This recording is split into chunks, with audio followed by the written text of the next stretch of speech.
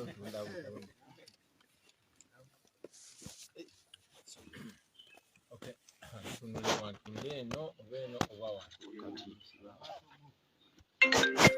Copy. Okay. Thank you very much, ladies and gentlemen, for paying me a visit. I'm glad there was nobody to stop you. I am back in my residence. Like I said, that if the military and police leaves my home, I will come back. I will only come back after they left my house. I'm glad I'm back and I'm safe. At least they failed to get me. And I'm so thankful to all the people that have protected me, the ghettos that have been feeding me, in those ghettos where I've been sleeping, and the people that were involved in this. Now you realize that it's not our abilities alone, but the connection with the population. When you are together with the population, when the population feels your pain and embraces your struggle, they will protect you. You will always also remember that in the 80s when General Museveni was fighting the then government, because he was fighting because he had the right cause, people stood with him. So we thank the people that stood with us. We are finally here. I want to thank all the people that took part in the protest that we called for. It was a largely successful protest. As you've noticed, in most of the places where we planted banana stems, the roads have either been made or they are still strictly guarding those places, but many places have been worked on. That means protests actually work. Don't stop protesting. This regime will only listen to pressure from you and respond to pressure. Continue putting them on pressure, not only about roads, but every other injustice that you face in society. Our next demand as NUP is going to be our people, the missing people that were taken away, abducted, have never been seen again. We are going to be demanding for the release of political prisoners. So we are not going to stop. We are going to continue protesting and demanding for what's rightfully ours, demanding for the freedom of political prisoners and for the freedom of our missing persons. And of course, we will continue to engage with other forces of change and to ask them to also embrace that cause. We understand now that protests work, and we will get our people out of pressure. One other point that I want to make is I want to join the rest of our leaders and the rest of Ugandans in mourning the death of Mama Honorable Cecilia Ogwal. As you notice, we were not able to join the mourners, but now that we have our temporary freedom, we'll also be joining other mourners in celebrating the life of the Honorable Cecilia Ogwal. The little time I was with her in the Parliament, she was a source of good counsel. She was a mother.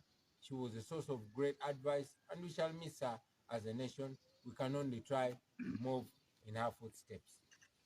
We send condolences and heartfelt compassion to her family. Mu Luganda, nsanyusa balaba bannange, nkomyewo era nga bwe nabagamba nti abasirikale ne poliisi banaava maka gange nga nkomawo. Nkomyewo ndi musanyufu nti twasobodde okubeewala ne batatukwata. Bansalako wano nga bwe mwalaba, ne nabatolokako mu Robert style.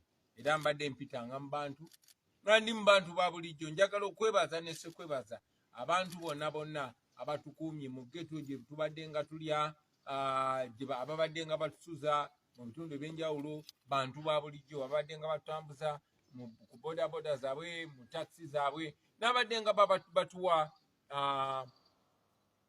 amagezi oba advice. Kino kyongedde okutulaga nti struggle eno si yaffe ffekka, naye buli munnayuganda ali mu struggle. Every oppressed Ugandan is in this struggle. Buli muntu ali mu struggle, era osobola okukola ky'osobola okukola. Bw'oba sigwa ali ku front line, osobola okusupportinga abo bali ku front line. Mukirabye nti tubadde tusobola okuyita ku bapoliisi n'abasirikale, naye nga abantu ba bulijjo be baba tuyisaako. Mujjukira Museveni bwe yali alwanyisa Obote mu myaka gy'ekinaana, abantu be baamukuumanga kubanga kyali alwanirira abantu bali bakikiririzaamu abantu bamukwekanga naffe abantu batukweka ate n'abalala abali mu mmwe nabo batukweka kubanga nabo banyigirizibwa. Protest yaffe yasucceedinze okwekalakaasa kwaffe kwakoze bulungi nnyo. Munajjukira nti buli kitundu kitwekalakaasa ne tusimbamu ebitooke ebisinga obungi babikoze nga bali ku pressure, ate ebirala bwe batanabakola bakuumawo namundu, kitegeeza nti nabo bajja kukolawo. Era mbasaba yonna gye muli temulekerawo ekyo kyabadde nga kyakulabirako. Buli we munyigirizibwa muba mulina obutali bumativu, mwekalakaase mu ddembe, mwekalakaase mu ngeri yonna gye musobola. Mulabye enguudo bazikoze era bwe munaagenda maaso nga mwekalakaasa nga buli awali ekinnya musimbawo ekitooke bajja kukolawo kubanga tebalina kapasite ekuumawo olubeerera. Buli we bavaawo nga musimbawo ekitooke bajja kukoowa bajje bakolewo. Ekyo nakyo kiggwe kuba twagala just kutereeza nsi yaffe. Okwekalakaasa ffe ng'aba NUP kyetugenda okuddako okudimandinga, kyetugenda okuddamu okubanja be bantu baffe abaawambibwa.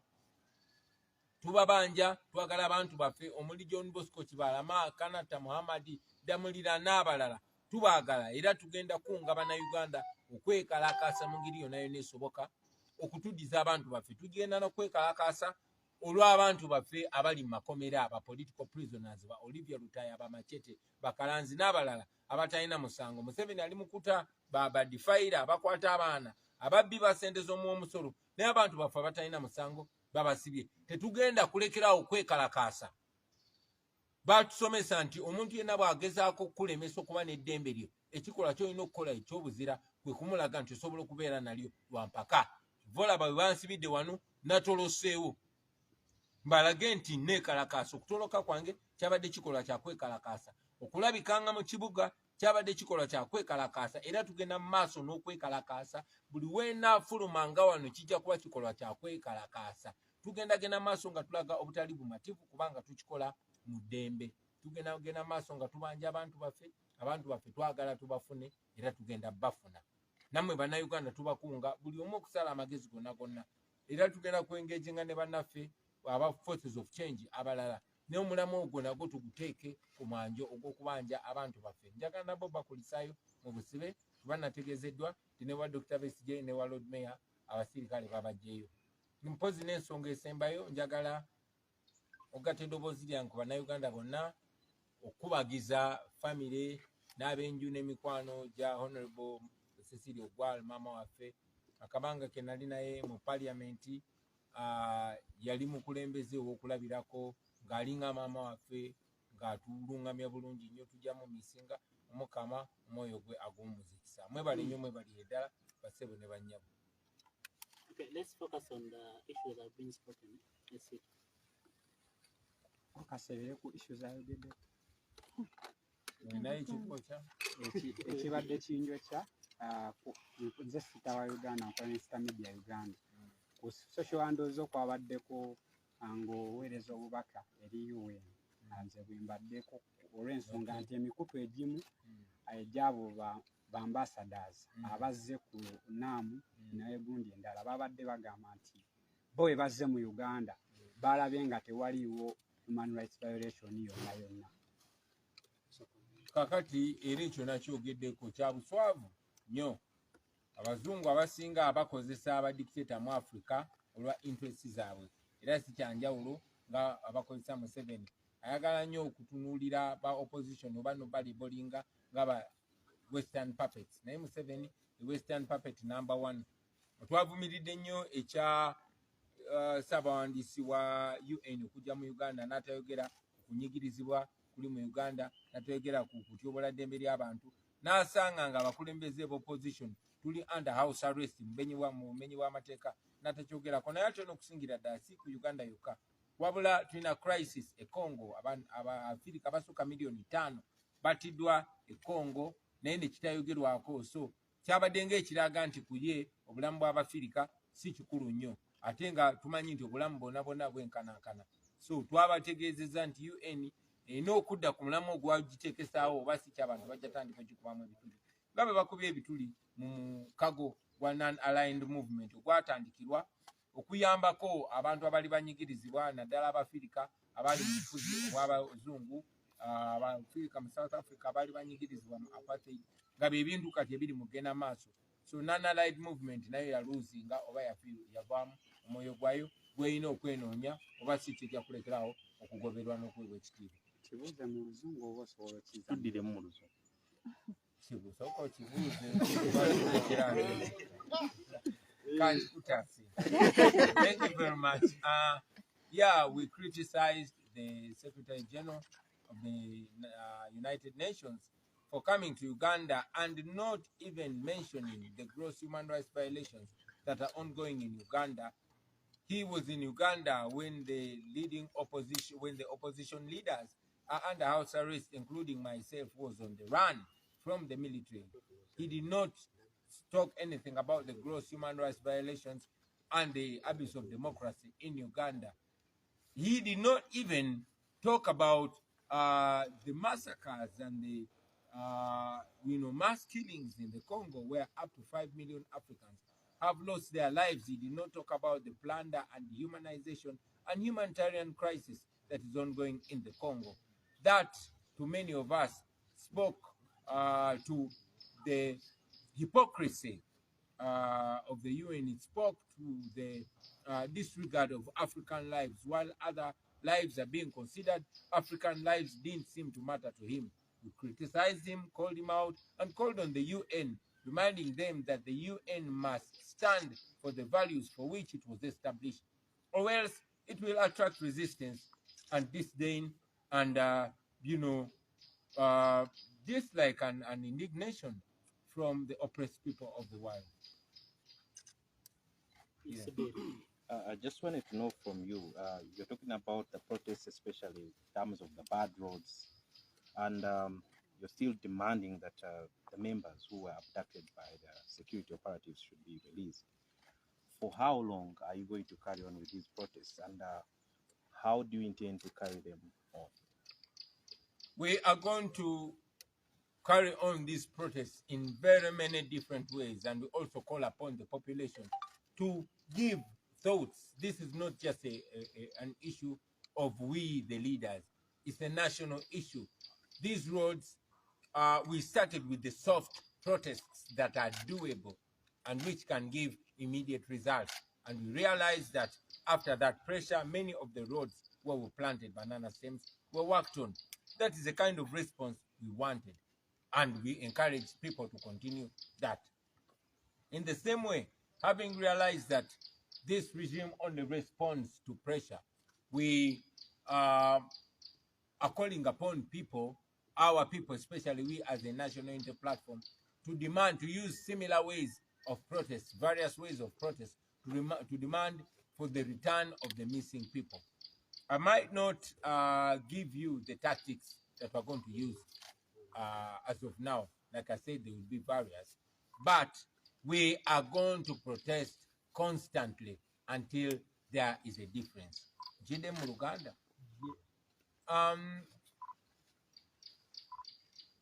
Ombuuza nti tugenda kwekalakasa mu ngeri ki era tunaakoma wa. Mulabye nti gavumenti ng'eya Museveni ewuliriza pressure, ewuliriza kwekalakasa. Twayagadde tutandikire ku bintu ebitono ebiri achievable nga bw'omanyi bataddewo fiya y'amaanyi mu bantu baffe n'abanyigirizibwa abamu batya okwekalakasa. Abalala balowooza nti okwekalakasa kasuka bukasubi mayinja nakwogana. Nedda, okwekalakasa kwe kulaga obutali bumativu. Oyinza n'okwekalakasa ng'osigadde wo, oyinza n'okwekalakasa ng'otambula mu ngeri emu, oyinza n'okwekalakasa ng'oyimba. Kati okwekalakasa kuno kwe twayise okw'okusimba ebitooke mu kkubo kwalaze amakulu ate agataaluddewo, kubanga ebifo bingi nnyo byabaddemu okwekalakasa gye basimbye ebitooke, amakubo baagakoze. Gye batannaba kugakola lazima baataddewo abakuumi naye tebasobola kimaintaining, era bajja kuba balina okugakola okwekalakasa okwo kukendere. Mu mbeera y'emu twagala okuteekawo pressure twekalakase mu ngeri ez'enjawulo, era tuze tusaba ne bannayuganda bannaffe nabo batuwe ku birowoozo eby'engeri gye tuyinza okwekalakasaamu. Kwegamba kibeere nga kituuka ku buli muntu, nga tubanja abantu baffe abawambibwa be tutamanyi ko mayitire n'abo abali mu makomera mu bukyamu. Tugenda kwekalakasa paka ddi? tugenda kwekalakasa paka tuza paka kuwulira bubi tugenda kwekalakasa paka nga waliwo enjawulo kuba tumanyi bano bawuliriza pressure tetugenda kulekeraawo mbagambyeko nti n'okutoloka kwange wano nako kabadde kabonero kakwekalakasa era n'okulabirika kwange ne bannange mu bantu eyo ate nga gavumenti teyagala tulabike mu bantu era kabadde kabonero kakwekalakasa so tugenda kwekalakasa mu buli ngeri yonna yonna oba kitwetagisa kushowinga up mu bantu gye batasuubira yonna make sure nti turaising awareness ensonga y'abannaffe abawambibwa teva mu ddiiro teva ku mumwa paka nga famire zaabwe zimaze okubalabako. Uganda Sababa TV. Twalabye bannaffe abannaamu kuzimu ku nsonga ez'abaletedde okwekalakasa osimba ebitooke twekulaga abagenyi bannaamu nti Uganda si ntebenkevu abantu bali bubi. President Museveni bamuwadde ekisanja ky'okulembera naamu ekiyita ne mu myaka gyabuzaayo ku bukulembeze bw'eggwanga ne kiyingira mu myaka emirala gy'atannafuga oba gye batannamulonda. Kati nga ggwe awakanya obukulembeze bwa Yoweri Kaguta Museveni yeno president w'eggwanga njagala mpe ku ndowooza ye gwe olaba kye baakoze kino balina kye balaba mu maaso oba bakikoze kulaga nti kuba bo bagambye bawadde president wa Uganda ate nga president abuzaayo emyaka 2 ye Museveni akyali. Okusooka okikutangalizaamu tebawadde president wa Uganda Museveni ne bwavaako omwezi ogujja kyetuluubirira twagala aveeko as soon as possible ne bwavaako omwezi ogujja oba omwaka ogujja president wa Uganda abeerako yaba akulembera olukiiko lwa NAM. So tekiri ku Museveni ye ng'omuntu wabula oyo abeera mu ntebe eye Uganda. Naye era wadde ekyo nkigambye still tuwakanya Museveni kubanga tali mu ntebe mu butuufu. Tuvola twagala omumamulamu mu bbanga eritali lya wala nnyo. Okulaba nti twasimbye ebitooke mu kiseera ekyo wabadde olukiiko lwa NAM kuba twawadde twagala okubikkula olutimbe Museveni ne gavumenti ye lwetaddewo. Ensonga lwaki bakuwambye abantu bakutte abantu ne babajja ku kkubo, ensonga lwaki bagaddewo bizinesi z'abantu nezifaanana obubi, ensonga lwaki abagenyi babayisiza mu makubo gamu gano ag'ebinnya ne babasibire ne bagamba bannansi temutambulira mu gali amalungi mutambulire mu g'ebinnya, ensonga lwaki minisita wa Museveni yalagidde bannayuganda basinike amannyo nga abagenyi bazze kubanga baagala okutimbawo ekifaananyi ekyobulimba nti Uganda emiri mirembe babayise eri mu makubo ge baterezeza tige malungi. So twayagadde okulabisa era twagala omagenda maaso okulabisa gavumenti ya Museveni si eri abagenyi ba NAM bokka n'abagenyi b'olukiiko olugenda maaso olwa G77+ China n'eri ensi yonna yonna okulaga nti ekifaananyi kyabaterawo kiri fake si kye kyamazima. Bannayuganda bali mu kunyigirizibwa era bannayuganda beetaaga ensi yonna ebeegatteko beenunule. Nze mwanje ndi wa PBS China. So mbuuza program yalangirirwa kutambula eggwanga nga mukalakasa yatuuka mu wakati awaka kyekiddako program kyayimiridde nga bwe yali oba waliwo ekikatika program eyo. Tujja genda maaso n'okutambula mu bitundu by'eggwanga eby'enjawulo nga bwe mwalabye nti tetwagenze biganga kuba bannange abamu babadde bakwate so nesagala gendayo nzeka ate elira era twayongezaayo olw'okufiirwa kwa mama waffe Honorable Cecilia Ogwal tujja kuba tubategeeza programu zaffe ki ezigenda okuddako. Yes. Amanya Waisha Moses Osobe wano. Wakitiibwa President n'ebibuuzo bibiri. Ekibuuzo ekisooka omugenzi Cecilia Ogwal yagudde mu bulamu bw'ensi. Nga ggwe ng'omukulembeze wa NUP era waliko omubaka mu palamenti eyo kiki nga ggwe ng'omuntu kiki kyojjukira ku mugenzi oyo kubanga abadde ku side ya opposition. Ekibuuzo ekyokubiri twagala okutegeeza otangaazamuko nga kino ekibiina kyemwegase mwenna nga opposition twagala okutegeeza abannayuganda ani omwogezi w'ekibiina ekyo kubanga tulaba buli muntu avaayo ayogera ani omwogezi w'ekibiina ekyo. Webale nnyo Ozereeti mbadde maze okwogera ku nsonga ya mama waffe Cecilia Ogwal neera jagiddamu kuba nze nali mu palamenti naye yali maama waffe mu by'obukulembeze yali ntabiro ya kuyiga kuba yalina experience y'amaanyi ate ng'alabye Uganda ng'eyita mu mitendera egy'enjawulo. So abadde wa kuyiga bingi ebimu abadde by'okumuyigirako ate abadde n'amwatulira, so tujja musubwa nnyo. Omugendo gwe tulimu ogwa United Forces of Change si kipya. Ojja kujjukira nti kuva dda nga tukolinga for unity. Forces oba amaanyi ag'enjawulo agalwanya enkyukakyuka batuyita United Forces of Change. Tetuli kibiina era tetulina mwogezi. Bwe naawe bw'oba oli force of change tewetaaga kuba munnabyabufuzi. Oyinza okuba nga olina gurupu yo y'aba student, oyinza okuba olina gurupu yo y'abakyala, oyinza okuba olina gurupu yo y'abanaddiini, naye nga mwagala enkyukakyuka naddala ey'emirembe. Now better part of the United Forces of Change naddala kasito twegattako. So twagala okutambulira butambulizi wamu ffenna nga ffe. Buli ayogera kasita aba ayogera amazima abeera mwogezi wa nkyukakyuka. Kasita aba ayogera ekituufu abeera mwogezi wa nkyukakyuka. Mwebale nnyo, mwebale ddala basibo ne bannyabo. Mukama bankumbi. Poliisi yavuddeyo n'egamba nti bali mu kukozesa obutambi bwe bagenze bakwata abantu okuddamu okukwata abantu bonna abadde bakwetabye okusimba ebitooke. Mukama wange bwe banakuyita ku siraidi y'ekiguli olwedde okugendayo. Abapoliisi beetaaga kwenoonya. Omanyi badde balimbalimba abantu kati bataddewo miliyoni 10. Lwaki tebazimpa? Zuno mnereesi bazimpe. Ekirala ekyogamba mbu okutiisatiisa abantu nti bagenze bakwata obutambi. Abantu abayise okusimba ebitooke tuli wano, ndi wano. Nzi wano nze ne bannange twagambye abantu muveeyo mwekalakaase musimbe ebitooke. Tetunaba kimenyawo. Abantu kyabakunga beekalakaase. Bwe balaba obutali bumativu beekalakaase kubanga kiri mu mateeka. Kasita oba nga toli armed, nga tolina muntu yenna gw'olumiza, ddembe ly'okwekalakaasa.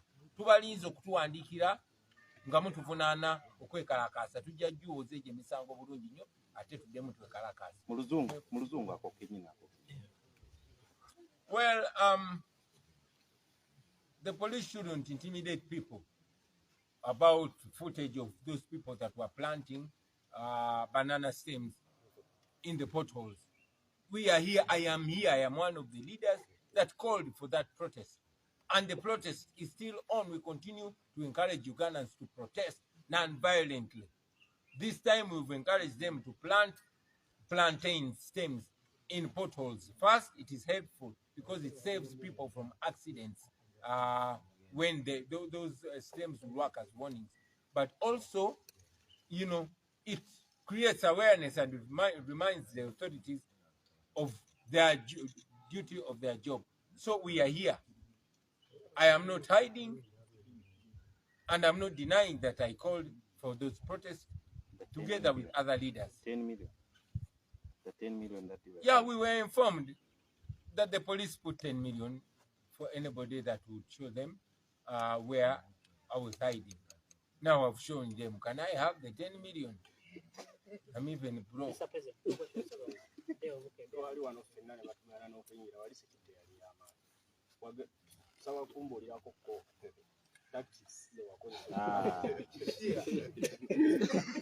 omusajja kabunyonyole nakozesa bukodyo ki okubitinga security ya Museveni nafuuka kapa gwe towulira nko bantu bafuuka kapa nfuukemu katuwe mu luzungu ako which tactic?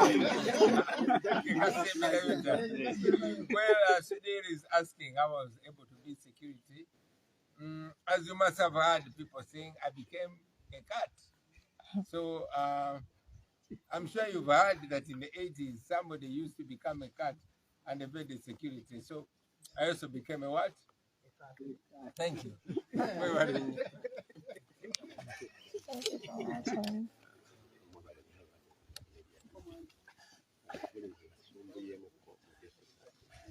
So blunt.